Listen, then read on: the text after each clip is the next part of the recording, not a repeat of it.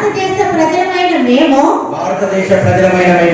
భారతదేశాన్ని సర్వసత్తాక సామ్యవాద లౌకిక ప్రజాస్వామ్య గణతంత్ర రాజ్యంగా నిర్మించుకోవడానికి సోదరులందరికీ సాంఘిక ఆర్థిక రాజకీయ న్యాయాన్ని ఆలోచన భావ ప్రకటన విశ్వాసం నమ్మకం ఆరాధనలో స్వాతంత్రాన్ని హోదాలోను అవకాశంలోను సమానత్వాన్ని చేకూర్చుటకు మరియు మనుషులందరిలో వ్యక్తి గౌరవాన్ని జాతి ఐక్యతను మరియు సమగ్రతను సంరక్షించుకుంటూ సౌభ్రాతత్వాన్ని పెంపొందించడానికి 1949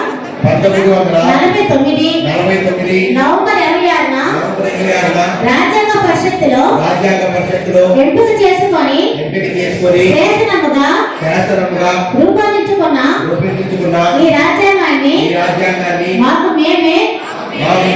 మాకు మేమే సమర్పించుకుంటున్నాం. జై భారత రాజ్యాంగం. జై భారత రాజ్యాంగం. జై హింద్.